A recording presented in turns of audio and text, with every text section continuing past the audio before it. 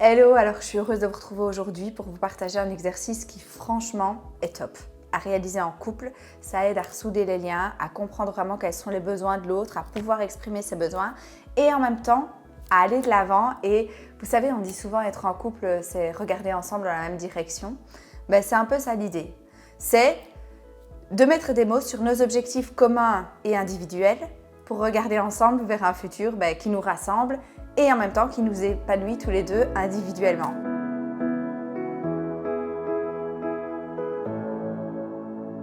C'est un exercice qu'on va faire en 3 étapes et je vous propose directement de plonger dans la première étape qui est de définir 10 catégories de vie importantes pour vous.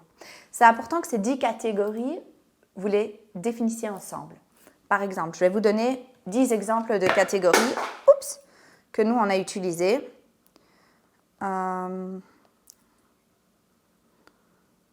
Voilà, par exemple, santé et bien-être, développement personnel, couple et famille, amitié, créativité, spiritualité, temps libre, finances et investissement, carrière, aventure, expérience et voyage. Vous voyez, ça prend ces formes-là. Et puis, vous pouvez avoir des catégories de vie spécifiques vraiment au challenge que vous rencontrez pour le moment. Par exemple, nous, on avait rajouté la catégorie système et productivité. Parce qu'on déménageait, on avait envie vraiment que ça prenne beaucoup de place dans nos catégories de vie, le fait d'organiser notre maison et notre temps. Parce que voilà, qui dit nouveau départ, dit nouvelle organisation, c'était important pour nous. Donc, on a défini cette catégorie-là en plus. Donc, prenez le temps de voir quelles sont les catégories qui vous parlent. Il peut y encore en avoir d'autres. Moi, je vous ai cité celles qui nous semblaient importantes pour nous là aujourd'hui.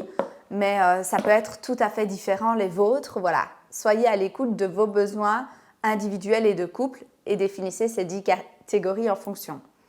Ensuite, on passe à la deuxième étape. La deuxième étape, ça va être de lister une 50aine d'objectifs. Donc déjà, le fait d'avoir défini 10 catégories, ça va nous donner des idées. Mais lister 50 objectifs, on pourrait se dire « Ouh, c'est pas facile, 50, c'est énorme ».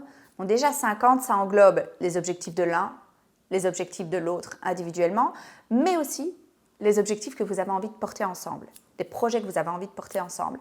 Et donc, en fait, à partir du moment où on se met dans un mindset, je considère que tout est possible et tout est réalisable, un peu comme des enfants qui ont plein d'idées et plein d'envies, on enlève un peu les barrières du mental et on se dit, imaginons dans un monde de tout est possible, qu'est-ce que j'ai envie de faire?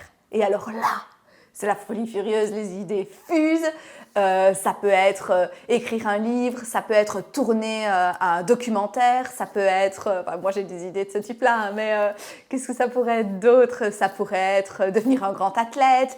Peu importe. D'abord, vous le dites comme ça vous vient, et puis après, vous essayez de peut-être un peu rationaliser au lieu de dire devenir un grand athlète. C'est peut-être dans le sens aller à la salle 3 fois par semaine. Au lieu de réaliser un documentaire, ça peut être me former au montage vidéo. Voilà, c'est dans un objectif plus grand de faire un documentaire. Mais partez vraiment de ces envies que vous nourrissez au fond de vous, que votre enfant intérieur nourrit, mais que parfois notre mental nous dit « Oh, t'abuses ». Écrivez-les et partagez ces désirs, ces besoins à votre conjoint.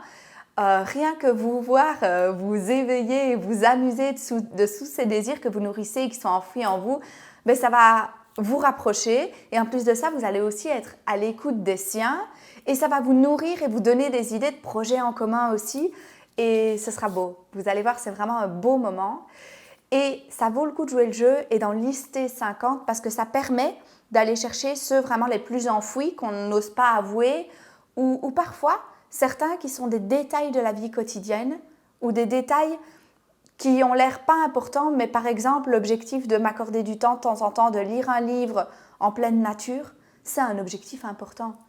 C'est important de s'accorder du temps pour ça, ça participe à notre bonheur. Donc c'est important d'en lister 50 pour aller voir jusqu'à ces objectifs-là qu'on oublie parce qu'on a l'impression que ce n'est pas des objectifs, mais en fait ça en est, c'est important.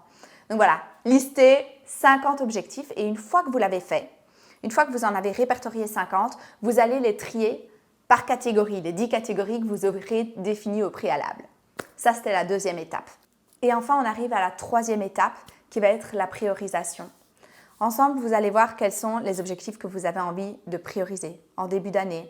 Ceux qui vont être nourris un peu tout au long de l'année. Ceux qui peuvent arriver plutôt le dernier trimestre. Voilà. Vous allez prioriser. Vous pouvez faire des catégories par trimestre, par exemple. Voyez comment vous avez envie de les prioriser. C'est peut-être une méthode qui va naître naturellement par rapport aux discussions que vous avez eues, mais c'est important de prioriser et aussi de les marquer quelque part, de les rendre comme de les imprimer ou de les noter dans un espace partagé. Nous, par exemple, on utilise le programme Notion. Pour chacun professionnellement, on utilise Notion. On a un espace partagé Notion où là, on a indiqué tous nos objectifs. Comme ça, ensemble, on peut y retourner de temps en temps et se dire « Ah ben moi, j'ai réalisé celui-là dernièrement et moi celui-là. Oh, on a oublié ce projet de couple-là. On avait dit qu'on partirait en vacances à la mer voir nos amis qui habitent là-bas. C'est quand qu'on le fait parce qu'on l'a noté et on est submergé par le quotidien, on oublie. Ça nous permet de se le rappeler. Voilà. Je pense que c'est important que vous ayez un visuel commun auquel vous pouvez tous les deux accéder pour faire le bilan, peut-être de manière trimestrielle. Nous, personnellement, cet exercice-là, on l'a fait en juillet. Et là, je suis en train de me dire, en cette fin d'année, fin décembre, après 6 mois, c'est l'occasion de replonger dedans, de voir ce qu'on a réalisé, ce qu'on n'a pas réalisé, de faire le point et de renouveler aussi nos objectifs. Parce que je constate par exemple qu'il y en a certains avec lesquels je suis plus trop alignée. C'est plus juste, c'est pas grave, je peux les transformer. Voilà. Prendre le temps pour ça et prendre le temps de partager ensemble nos visions individuelles et communes pour l'avenir et pour l'année 2024. J'espère que vous prendrez du plaisir à réaliser cet exercice. Si vous l'avez fait, dites-le moi en commentaire. Si vous pensez le faire, dites-le moi aussi.